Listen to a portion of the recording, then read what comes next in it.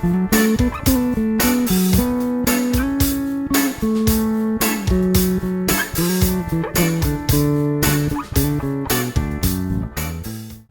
everybody, my name is Ryan Medora, and this is going to be kind of an unconventional lesson, but it's all about improvising and soloing on the bass. So this is going to be kind of an additional thing to my beginner improvisation for bass players, which is an ebook that you can find on my website. It's totally free. Just head to ryanmedora.com. You can download the ebook there. But that is all about coming up with bass lines and ways to figure out how you can improvise your own bass lines as you move from one chord to the next in a chord progression. So it's really great for you if you want to figure out how to break away from just playing root notes. But I also wanted to provide you with a way that you can get started if you want to solo, so soloing over chord progressions can be super fun. It's a great way to kind of discover your own voice on the instrument and to figure out how far you can really take things musically. So it's really fun. And there's backing tracks available for everything with the ebook. There's actually a free backing track on my website. If you go there, you can get the one that I am featuring in this video. So head over to ryanmedora.com to the free ebook page and you can download it there. But in the meantime, I wanted to provide you with a couple of tips for soloing. So soloing on the bass is super fun. It's something we don't often get to do, but when you're in the comfort of your own home, it's really great to mess around with this. So one of the things that I like to do is first off get really well acquainted with the chord progression. Today we're going to be moving from a 1 to 4 in the key of A, or we're going to be going from an A major chord, which is the 1 chord, to the 4 chord, which is a D major chord. You could also kind of voice it like this, playing tenths, and go up here, find that there. You're gonna find that there. I'm playing another inversion, and all I'm doing is kind of establishing my knowledge of the fretboard with different ways I can voice these chords, kind of going back and forth 1 to 4 just to get familiar with it. There are a lot of different ways you can do that. I'm kind of just going through this real fast. But then you want to think about what does it mean to kind of create a solo or a melody. Typically, we want to break away from just playing the root notes and play something that just sounds good. So I like to start figuring out melodies by pulling from chord tones.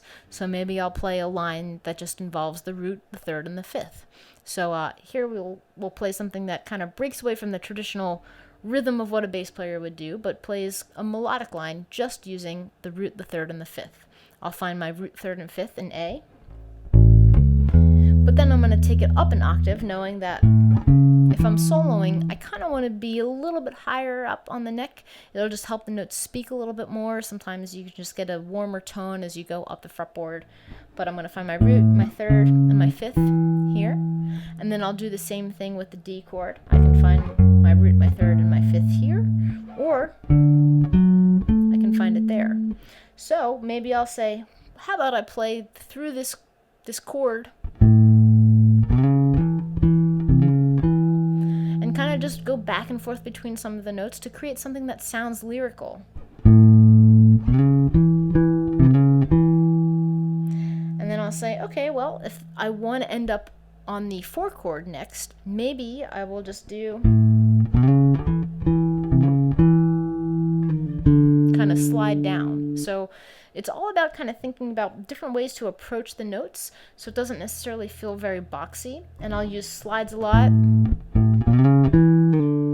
because that's something that a vocalist would do, or a horn player, a sax player would kind of grace certain notes. Guitar players have the ability to bend notes. That works sometimes on the bass, but not quite as well. But we can take advantage of slides. So sometimes just sliding down to the note in a very beautiful way is a great way to add a cool inflection to what you're playing. And then you can also do a similar thing by saying, okay, well, I don't necessarily need to land on the root note of the next chord. Maybe I can land on a chord tone. So if I know that the next chord is a D, I could play the third of that and decide to just land on this F sharp.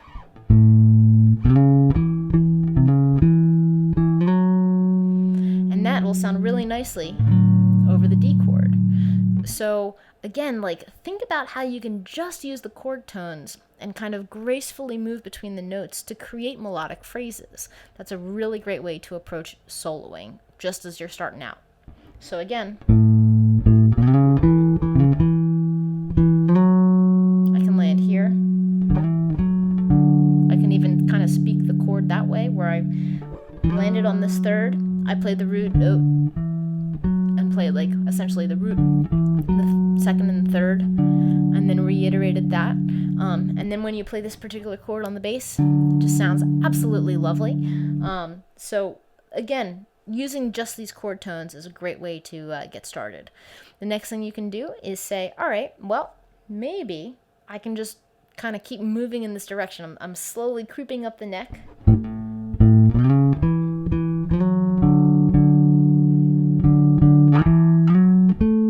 I can say, oh wow, that was a pretty cool move. All I did was I took the same phrase. We were here, and then I just played up here. So playing essentially the 5th scale degree of A, the 6th scale degree of A, and then landing on this high A up here. So you can hear that I moved very directionally and kind of led the listener, led my own ear in the direction that I wanted to go in. And sometimes just adding directionality to your phrasing is a great thing to do as you start soloing. So again, chord tones, directionality, and then thinking about how you can magically kind of go from one note to the next within a chord, saying, all right, well, maybe I land a phrase on the 5th and that I can go up to the 3rd of the next chord. So we're not always just moving from root note to root note. That's a great thing that you can do. That's something that as bass players we're kind of programmed to do, and we want to do when we're fulfilling that role functionally. But when it comes to soloing, those are 2 really great things you can do to get started with your soloing chops. One is again, using the chord tones, utilizing them all over the fretboard, getting really familiar with how to play these chords in different places. And then 2, thinking about directionality and moving from one chord to the next without always being kind of contained by having to land on the root, by being able to kind of piece together chord tones and going from maybe the 5th of a chord to the 3rd of the next chord, or kind of the root of one chord to the 3rd of the next. Those are just great ways to create phrases. So I hope you found this video useful. This is, again, just a way for you to get started. I really think that it's a great idea to practice soloing along to backing tracks. You can find a free backing track to go from a 1 to 4 chord by going to my website, ryanmador.com. While you're there, download the free ebook, get this backing track, and then there's tons of other backing tracks there as well in my store. So I hope you like this video, like it, subscribe to my channel, be on the lookout for more fun stuff, and happy practicing.